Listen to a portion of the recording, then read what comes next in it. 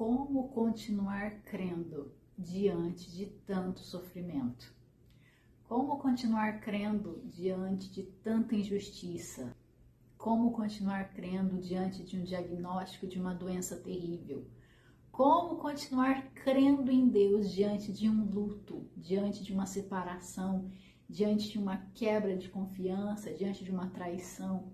Como continuar crendo em Deus diante de tantas angústias que nos cercam diariamente? Seja muito bem-vindo, muito bem-vinda a esse canal. Meu nome é Lívia Braga e aqui a gente fala sobre vida, mas baseando-se na palavra de Deus. Todos os dias, se não todas as semanas ou todos os meses, nós recebemos notícias que nos deixam abalados, entristecidos, que nos levam a pensar: como eu continuo crendo em Deus que tudo vai melhorar, ou tudo vai passar, ou eu vou sair desse cenário tão destrutivo e desesperador que eu me encontro. E alguns dias atrás, eu estive num cenário como esse, mas assistindo. Uma pessoa muito próxima a nós sofreu um acidente e realmente precisava que um milagre acontecesse. Nós ainda estamos nesse cenário crendo no milagre. E essa situação me fez gravar esse vídeo. Todos os dias nós somos bombardeados com notícias tristes, notícias que nos tiram literalmente o chão, que você às vezes pensa assim: era melhor que Deus me tirasse desse sofrimento. E às vezes você verbaliza, você não só pensa, você verbaliza o extremo. Talvez se Deus acabasse com o meu sofrimento, eu não precisaria mais lidar com nada disso que está acontecendo. Talvez, quem sabe, se Deus cessasse os meus dias, eu não precisaria mais passar por isso, ou ouvir isso, ou ter que enfrentar esse tipo de situação. Eu sei que se você é como eu, porque nós somos feitos da mesma matéria, nós temos sim esses pensamentos. E como nos comportarmos diante dessa situação que nos aflige diariamente? Eu acredito que nós temos que pautar e nos basear e viver aquilo que a Bíblia diz que nós devemos viver. E quando você olha para os personagens, todos tiveram que em algum momento exercitar um nível mais profundo de fé em Deus ou em Jesus. Nós tivemos personagens que ousaram e tocaram na orla das vestes de Jesus, como a mulher do fluxo de sangue. Mas nós temos alguns personagens no Velho Testamento que só tinham a presença da Arca da Aliança ou a presença de Deus. Deus se manifestava e era tudo isso que eles conheciam. Hoje nós temos a graça de Jesus. Depois do sacrifício nós temos a presença do Espírito Santo. Mas quando você olha para o Velho Testamento, os personagens enfrentaram tudo o que eles enfrentaram sabendo que existia um Deus. Alguns tiveram a sua presença visível, outros apenas tinham a presença de Deus de ouvir falar, não tiveram nenhum tipo de experiência física ou concreta. E hoje nós temos livre acesso ao Pai, o Espírito Santo está conosco constantemente, e mesmo assim, nós temos não a nossa fé abalada, mas nós permitimos que o nosso coração tenha dúvidas. E quando eu estava pensando sobre esse cenário de incerteza e de tristeza e de sofrimento, eu me lembrei de alguns personagens e dentre eles eu me lembrei de Abraão. Quando Deus pede que Abraão sacrifique Isaque, a Bíblia não fala, mas eu consigo imaginar a dor de um pai que teve um filho prometido. Isaque foi um filho prometido por Deus. E de repente, o Deus que dá o filho é o mesmo Deus que pede o filho. E eu fico imaginando Abraão indo sacrificar Isaque. Eu fico tentando imaginar como estava o coração de Abraão naquele cenário. A única coisa que ele tinha era que ele precisava sacrificar o filho que Deus havia prometido. E talvez Abraão tenha sido como eu e você. Às vezes ele poderia ter feito planos sobre o filho mais velho, mais jovem. Esse filho me dará netos, ou esse filho vai herdar tudo que eu tenho. Talvez Abraão tivesse feito planos a respeito do filho. E naquele momento, quando Deus pede que ele sacrifica, eu fico imaginando que passou-se um filme pela cabeça de Abraão. Mas Abraão obedeceu. Por isso que ele é o pai da fé. Abraão obedeceu.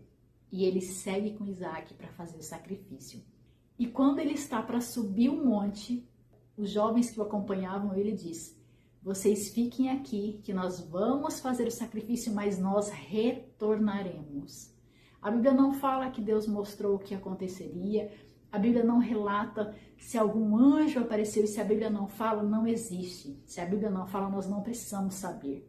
Mas eu, como humano, tenho o direito de acreditar que Abraão, sim, estava pensando: meu Deus, o que vai acontecer? Eu estou obedecendo. E Abraão vai, prepara o filho para o sacrifício. Quando Deus brada do céu e diz: Abraão, não faça isso. E quando ele olha, ele vê já um cordeiro preparado para que houvesse realmente o sacrifício. Deus poupou a vida de Isaac, mas Deus, eu não gosto muito de usar essa palavra, Deus testou Abraão. Deus usou Abraão como um exemplo. Deus não nos testa, Deus nos usa como exemplo para que nós façamos germinar em outras pessoas esperança. Aquilo que hoje te dói servirá de testemunho para você, para edificar outras pessoas. Às vezes você está enfrentando um luto. Eu me lembro quando eu perdi o meu pai, há 20 anos atrás, foi um momento tão doloroso porque nós éramos muito apegadas ao meu pai e meu pai representava realmente a figura de um homem de Deus e de um pai. Tudo aquilo que a Bíblia fala sobre pai, eu tive o privilégio, eu tive a grata experiência de viver dentro da minha casa. Então, quando eu perdi o meu pai, foi algo muito doloroso. Mas Deus nos deu a graça de estar conosco em meio à luta. O cenário foi terrível, o cenário foi de sofrimento, foi muitas vezes desespero, porque nós víamos no meu pai a figura de Jesus, do bom pastor, e de repente nós não temos mais o pai. Mas o Deus que cuidou da gente lá atrás é o mesmo Deus que continua cuidando. Há quase 3 anos atrás eu novamente passei por um luto. A minha irmã caçula, Deus resolveu levá-la para si. E mais uma vez nós temos a dor, nós temos o sofrimento, mas diante desse cenário desolador, o Espírito Santo está ali. E eu comecei esse vídeo perguntando para você como continuar crendo, olhando unicamente para Jesus. Ele não nos disse que nós teríamos uma vida tranquila, que seria tudo muito gostoso. Ele nos disse que nós teríamos aflição nesse mundo. E a aflição envolve tudo aquilo que me traz dor, tudo aquilo que me traz incômodo. Eu sei que enquanto eu estiver vivendo nessa terra, eu vou passar por inúmeros sofrimentos, porque Jesus nos advertiu sobre isso. Uma, porque nós estamos nesse mundo, nós não somos desse mundo. E segundo, porque a nossa morada não é aqui, nós temos um céu que nos espera. Então, como continuar crendo? Olhando para Jesus.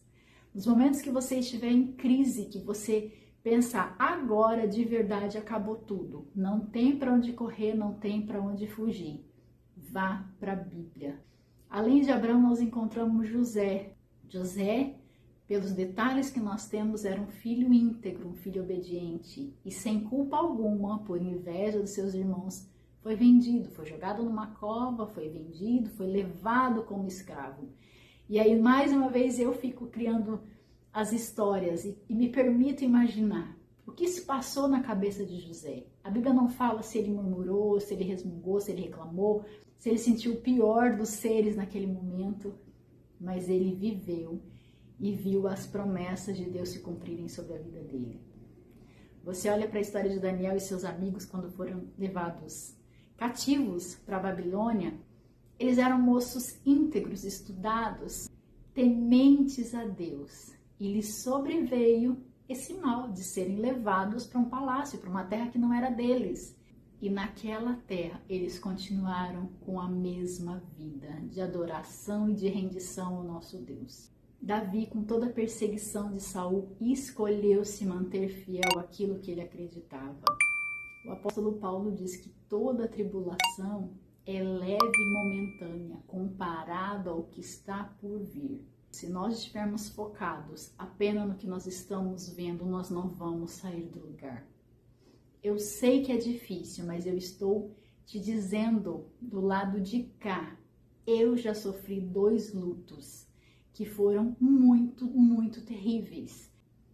Quando você está diante da dor, você só consegue enxergar dor. Para que você tenha uma outra perspectiva, você precisa sair desse lugar da dor e crer que existe algo fora desse cenário. Tem uma frase que se usa muito.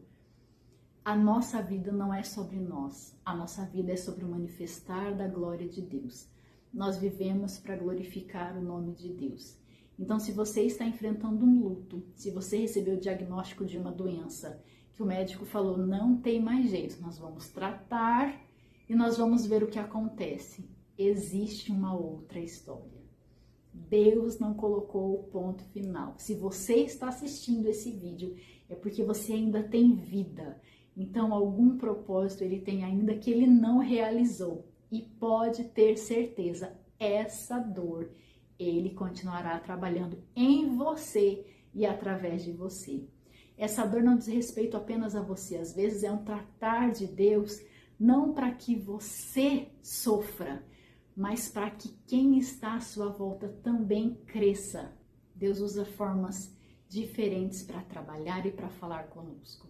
E eu queria que hoje você olhasse para esse seu sofrimento, que você olhasse para esse seu momento como algo passageiro.